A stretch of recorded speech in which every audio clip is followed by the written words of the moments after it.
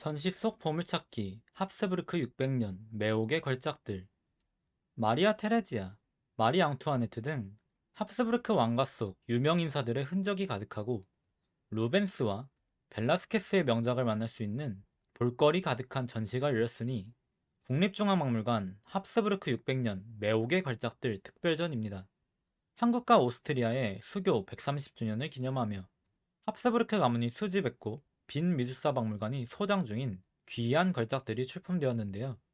합스부르크 600년 매혹의 걸작들 특별전을 통하여 합스부르크 왕가의 600년 역사를 살피고 매혹적인 걸작들을 만나보겠습니다.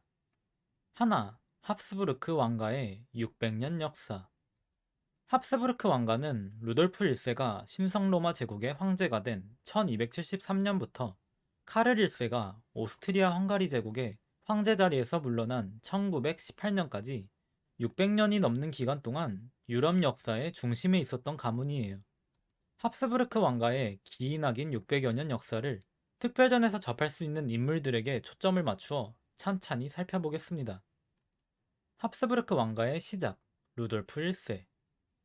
합스부르크 가문은 원래 중부 유럽을 다스리는 신성로마 제국에 소속된 스위스 북부 지역의 작은 귀족 가문이었어요. 그런데 1254년부터 1273년까지 긴 기간 동안 여러 진영 간의 견제로 신성로마 제국의 황제 자리가 비는 대공의 시대가 열리고 1273년 대공의 시대의 끝에 세력이 약하니 각 진영 간의 힘의 균형을 뒤흔들지 않을 것이라는 기대로 합스부르크 가문의 백작이 선출되어 신성로마 제국 황제 루돌프 1세로 즉위해요. 합스부르크 가는 황제를 배출한 왕가가 되었고 루돌프 1세는 황제 등극 후 반대 세력을 무찌르면서 오스트리아 지역을 합스부르크 가문의 영토로 확보합니다. 합스부르크 왕가의 기초를 다진 막시밀리안 1세. 신성로마 제국 황제 막시밀리안 1세는 적극적인 결혼 정책으로 합스부르크 왕가의 세력을 키웠어요. 막시밀리안 1세 본인은 부르고뉴의 여공작과 결혼하여 오늘날의 벨기에, 네덜란드, 룩셈부르크 지역을 합스부르크 가문의 영향력 아래에 놓습니다. 아들 필리프는 스페인 왕실의 공주 후아나와 딸은 스페인 왕실의 왕자 후안과 결혼시켜 겹사돈을 맺으며 깊은 동맹을 꾀해요. 그러나 왕자 후안이 일찍 사망하며 후아나 공주에게 왕위가 계승되고 이후 스페인 왕위는 필리프와 후아나의 아들인 합스부르크 왕가의 카를 5세에게 넘어갑니다. 막시밀리안 1세의 손자 페르디난트 1세는 보헤미아, 헝가리, 크로아티아 왕실의 공주와 손녀는 왕자 러요시 2세와 결혼시켜 겹사돈을 맺는데 왕이 된 러요시 2세가 후사가 없이 전투에서 사망하는 바람에 처남이었던 페르디난트 1세가 왕위를 승계하게 되고 보헤미아, 헝가리와 크로아티아도 합스부르크 왕가의 영역이 돼요. 막시밀리안 1세의 결혼 정책은 각 세력 간의 동맹을 위함이지만 사돈댁 왕실의 후계가 끊기는 일이 반복되며 결과적으로 합스부르크 왕가는 막대한 영토를 보유합니다. 합스부르크 왕가와 스페인 왕실의 교차점, 카를 5세. 합스부르크 왕가와 스페인 왕실 사이에서 태어난 카를 5세는 신성 로마 제국의 황제이자 스페인의 왕이었어요.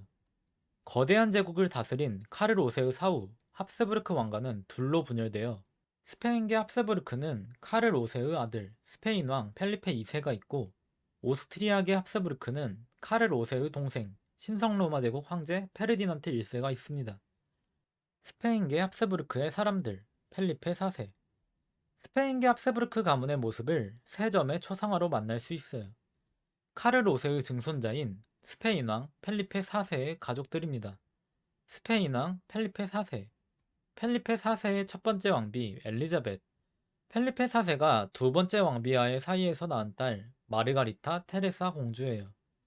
초상화 세 점 모두 펠리페 4세 시절 궁정 화가가 된 디에고 벨라스케스의 작품으로 마르가리타 테레사 공주는 벨라스케스의 대표작인 시녀들에도 등장해 인지도가 높습니다. 오스트리아계 합스부르크의 수집가들 하나, 페르디난트 2세 대공. 페르디난트 2세 대공은 오스트리아계 합스부르크 가문을 이은 페르디난트 1세의 둘째 아들이에요. 아버지 페르디난트 1세가 오스트리아를 셋으로 나누어 아들들에게 상속함에 따라 오스트리아 서부에 있는 지역인 티롤의 대공이 되었는데 합스부르크 왕가의 대표적인 수집가였으며 그가 수집한 온갖 예술품들은 빈 미술사 박물관 소장품의 일부가 되었습니다. 이번 특별전에서 페르디난트 2세 대공을 위해 제작한 독수리 장식 갑옷과 페르디난트 2세 대공이 선물받은 새로운 장식 갑옷을 볼 수 있어요. 투구의 얼굴이 담긴 모습이 오즈의 마법사 속 양철나무꾼 같아 재밌습니다. 그리고 페르디난트 2세 대공의 동생의 손자이자 티롤의 대공이었던 페르디난트 카를 대공의 초상화도 전시실에서 만날 수 있어요. 오스트리아계 합스부르크의 수집가들 둘, 루돌프 2세. 신성로마 제국 황제 루돌프 2세는 페르디난트 1세의 손자입니다. 예술에 대한 탁월한 안목을 지녀 그의 수집품들 또한 빈 미술사 박물관의 주요 소장품이 되었어요. 루돌프 2세의 궁정화가들이 그린 그림을 전시실에서 만날 수 있습니다.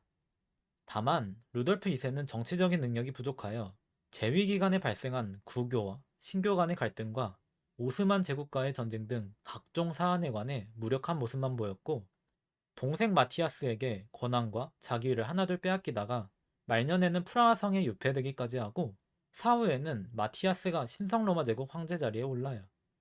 그러나 마티아스의 재위 기간 동안 종교 갈등은 점점 심해져만 가고 말년에는 30년 전쟁이 시작됩니다. 오스트리아계 합스부르크의 수집가들 셋, 레오폴트 비렐름 대공. 레오폴트 비렐름 대공은 베스트 팔렌 조약을 맺어 30년 전쟁을 끝낸 신성로마 제국 황제 페르디난트 3세의 동생이에요. 형제가 서로 많이 닮았죠. 레오폴트 비렐름 대공은 스페인령 네덜란드 총독으로 부임하며 훌륭한 회화들을 대량 수집하였고, 이 그림들은 빈 미술사 박물관 컬렉션의 일부가 되었습니다. 레오폴트 비렐름 대공이 수집한 동방 박사의 경배를 전시실에서 만날 수 있어요. 18세기 합스부르크 왕가의 주역 마리아 테레지아. 마리아 테레지아는 아버지 신성로마 제국 황제 카를 6세의 사망 후 오스트리아, 헝가리, 보헤미아의 왕자리를 물려받습니다. 마리아 테레지아의 초상화에서 물려받은 왕위를 상징하는 헝가리의 성 이슈트반 왕관, 보헤미아의 성 바칠라프 왕관, 오스트리아의 대공관을 확인할 수 있어요. 하지만 신성로마 제국의 황제 자리는 여성의 계승을 금지하였기에 남편을 신성로마 제국 황제 프란츠 1세로 즉위시키고 마리아 테레지아 본인이 실질적인 통치자 역할을 합니다. 마리아 테레지아는 남편 프란츠 1세와 금슬이 좋아 16명의 자녀를 두었는데, 남편이 먼저 세상을 떠나자 큰 충격을 받고 자신이 숨을 거둘 때까지 검은 상복 차림으로 지내며 애도했어요. 프란츠 1세가 세상을 떠난 후 신성로마 제국 황위는 아들 요제프 2세가 물려받습니다. 마리아 테레지아가 총애한 넷째 딸 마리아 크리스티나의 약혼 축하형 그림을 보면 테이블 중앙에 신성로마 제국 황제 요제프 2세와 황후, 황제 가까이 앉은 마리아 크리스티나와 예비신랑을 비롯한 수많은 인물이 등장하는데, 프란츠 1세가 죽은 뒤 오래 지나지 않은 시점에 열린 약혼식이기에 뒤쪽에 검은 휘장이 걸려 있고, 추모의 의미를 담아 검은 옷을 입은 사람들도 여럿 보여요. 마리아 테레지아의 막내딸이자 마리 앙투아네트라는 이름으로 잘 알려져 있고, 프랑스 혁명으로 최후를 맞은 마리아 안토니아의 초상화도 전시실에서 만날 수 있습니다. 신성 로마 제국의 마지막이자 오스트리아 제국의 시작, 프란츠 2세이자 프란츠 1세. 마리아 테레지아의 손자인 신성 로마 제국 황제 프란츠 2세의 귀여운 어린 시절 초상화예요. 프란츠 2세는 황제에 등극하여 아버지 때의 프랑스 혁명을 계기로 시작된 대프랑스 동맹 전쟁을 이어나가는데, 나폴레옹이 등장하며 갈수록 수세에 몰립니다. 1804년 나폴레옹이 프랑스 황제로 즉위하자 프란츠 2세는 합스부르크 왕가의 영지를 하나로 통합하여 오스트리아 제국을 선포한 후 프란츠 1세로 즉위하며 1806년에는 신성 로마 제국을 해체합니다. 이후 나폴레옹은 러시아 원정에서 치명적인 피해를 입은 후 점차 몰락해 결국 대프랑스 동맹에게 패배하고, 승전국들은 오스트리아 제국의 수도 빈에서 회의를 열어 프랑스 혁명이 일어나기 이전에 구체제로 되돌아가자는 결정을 내려요. 합스부르크 왕가의 황혼 프란츠 요제프 1세. 프란츠 요제프 1세는 세계가 급변하던 시대에 합스부르크 왕가가 마지막으로 향하는 길목을 지킨 황제입니다. 프란츠 요제프 1세는 68년 동안 오스트리아 제국을 다스리며 불안한 정치 상황을 타개하기 위해 대타협을 통해 오스트리아, 헝가리 이중제국을 결성하거나 오스트리아 제국의 수도 빈을 현대적 도시로 탈바꿈하며 빈 미술사 박물관을 건설하고 1892년 조선과 조오, 수오 통상조약을 맺어 고종으로부터 갑옷과 투구를 선물받는 등 많은 일들을 경험하는데 스테파니 황태자비를 남겨둔 채 아들 루돌프 황태자가 내연녀와 동반자살로 세상을 떠나가고 뮤지컬 엘리자벳의 주인공이기도 한 황후 엘리자베트는 암살당하고 차기 후계자로 점찍은 조카 프란츠 페르디난트는 보스니아 사라예보에서 세르비아 민족주의자들에게 암살되어 제1차 세계대전의 도화선이 되는 등 비극적인 경험이 많아 안타까운 인물이기도 해요. 프란츠 요제프 1세는 제1차 세계대전이 한창 진행 중이던 1916년 세상을 떠나고 황희는 또 다른 조카의 아들인 카를 1세가 있지만 1918년 제1차 세계대전의 패전과 함께 황제의 자리에서 내려오며 오스트리아, 헝가리 제국은 해체됩니다. 루돌프 1세가 신성로마 제국의 황제가 된 1273년부터 600여 년을 이어온 합스부르크 왕가의 역사는 이로써 막을 내려요. 둘, 매혹적인 걸작들. 합스부르크 600년 매혹의 걸작들 특별전 속 아름다운 예술품들을 표현하고자 한 주제에 따라 분류하여 만나보겠습니다. 기독교를 주제로 한 예술품. 에덴 동산에서 추방된 아담과 이브. 구약 성경 창세기 3장에 나오는 선악과를 먹고 에덴 동산에서 추방된 아담과 이브의 이야기를 그린 작품이에요. 알몸이 부끄러워 옷을 입고 있는 아담과 이브, 카인과 아벨로 생각되는 두 아이와 경계심 없이 돌아다니는 동물들이 눈에 띕니다. 우물가의 리브가와 엘리에셀. 구약 성경 창세기 24장에 나오는 아브라함이 이삭의 신부감을 고르기 위하여 시종 엘리에셀을 고향으로 보냈을 때의 이야기를 그렸어요. 엘리에셀은 자신과 자신의 낙타에게 물을 주는 아가씨를 이삭의 신부감으로 정한 것으로 알겠다는 기도를 올립니다. 그림은 리브가가 엘리에셀에게 물을 주는 순간을 그렸고 이후 리브가는 이삭의 아내가 돼요. 기름 부음을 받는 솔로몬. 구약 성경 열왕기상 1장에 나오는 사제 사독이 솔로몬에게 기름을 부어 이스라엘의 왕위에 오르도록 하는 모습을 그렸습니다. 빨간 옷을 입고 고개를 숙인 사람이 솔로몬이에요. 사제 곁의 시종들은 왕권을 상징하는 홀과 솔로몬이 쓸 왕관을 들고 있습니다. 성가족. 성모 마리아, 아기 예수, 요셉, 세 사람으로 이루어진 성스러운 가정을 그렸어요. 아기 예수의 자태가 상당히 귀엽습니다. 성모 마리아와 아기 예수. 멋진 풍경과 아름다운 꽃들에 둘러싸인 성모 마리아와 아기 예수를 그렸어요. 아기 예수의 표정이 꽤나 새초롬합니다. 동방박사의 경배. 신약성경 마태복음 2장에 등장하는 아기 예수가 태어난 후 동방에서 박사들이 찾아와 경배하는 모습을 그렸어요. 성모 마리아의 무릎 위에 짱짱한 다리로 서서 동방박사를 축복하는 아기 예수의 모습이 의젓합니다. 이 광경을 지켜보고 있는 그림 좌측 하단의 강아지도 귀여워요. 이집트로 피난 중 휴식. 신약성경 마태복음 2장에 나오는 이야기를 그렸습니다. 동방박사들이 물러간 후 요셉의 꿈에 천사가 나타나 헤롯 왕이 아기 예수를 죽이려 하니 빛이 날아 일러줘요. 이에 요셉이 성모 마리아와 아기 예수를 데리고 이집트로 피난 갔다는 이야기를 그린 그림입니다. 기적의 물고기 잡이. 신약성경 누가복음 5장에 나오는 예수님이 시몬에게 그물을 내려 물고기를 잡으라 하니 그물이 찢어질 정도로 가득 잡혔다는 내용을 묘사했어요. 시몬은 이 기적을 계기로 예수의 첫 제자가 됩니다. 아테네에서 설교하는 사도 바울. 신약성경 사도행전 17장에 나오는 사도 바울이 아테네에서 사람들에게 설교하는 장면을 직물로 표현했어요. 실과 실을 짜서 화려하고 거대한 그림을 표현해낸 장인의 솜씨가 놀랍습니다. 성 안드레아.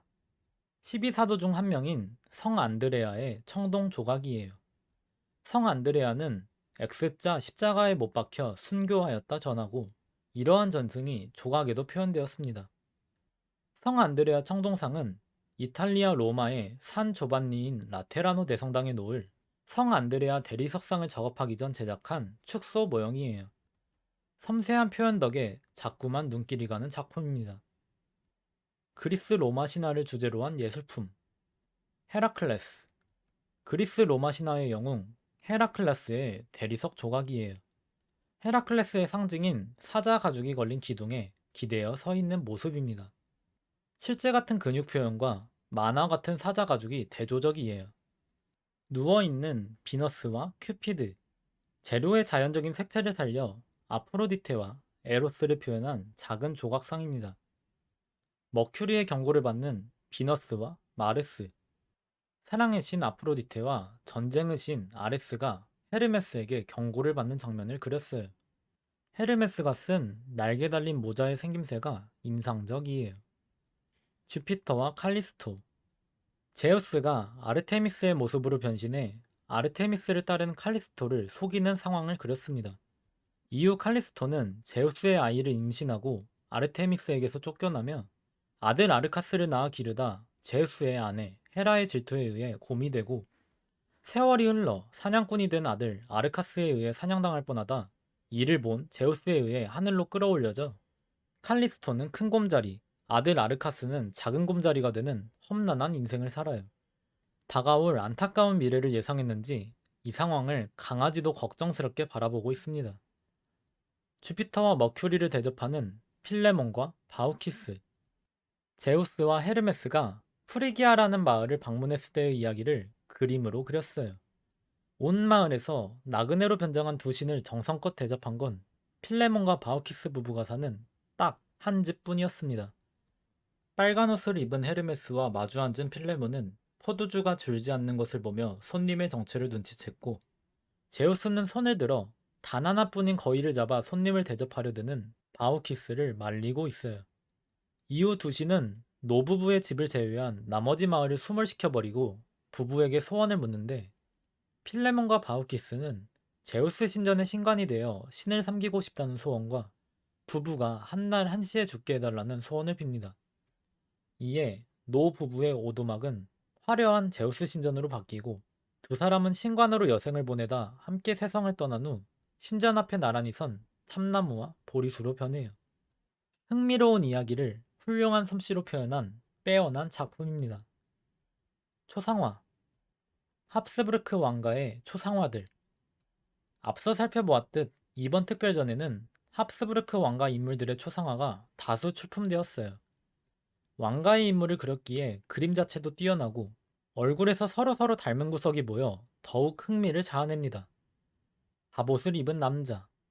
번쩍이는 갑옷을 입은 어느 남자의 초상화예요. 창밖 바다 위에 떠있는 갤리선의 눈이 갑니다. 풍경화. 산 풍경. 드넓은 풍광이 속 시원한 당당한 풍경화예요. 제철소와 도둑이 있는 산 풍경. 널찍한 풍경과 긴박한 상황이 한데 담긴 풍경화입니다. 그림의 중앙에는 제철소가 보이고 그림의 좌측 하단에는 도둑에 쫓겨 정신없이 도망가는 사람이 있어요. 정물화. 꽃을 그린 정물화들. 17세기 플랑드르에서 발달한 꽃 정물화를 전시공간에서 주르륵 만날 수 있습니다.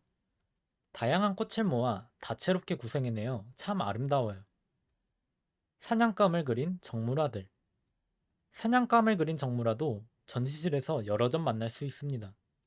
사냥은 부와 권력을 지닌 계층이 즐긴 취미였고, 사냥감을 그린 정물화는 자신이 지닌 힘을 과시할 수 있는 수단이기도 했어요. 아침 식사. 굴, 과일 등 아침으로 즐길 만한 가벼운 음식들을 먹음직스럽게 그려낸 정물화입니다. 맛깔나는 색감이 정말 좋아요. 마지막으로 합스부르크 600년 매혹의 걸작들 특별전은 가벼운 마음으로 다가가 듬뿍 느낄 수 있는 알찬 전시였습니다. 이번 영상을 준비하며 합스부르크 가문에 대해 알아보고 전시의 내용을 곱씹다 보니 자꾸만 오스트리아로 떠나고 싶네요. 유럽, 오스트리아, 빈, 예술이 그리운 분들께 이 전시를 추천드립니다. 문가 힛이었습니다. 감사합니다.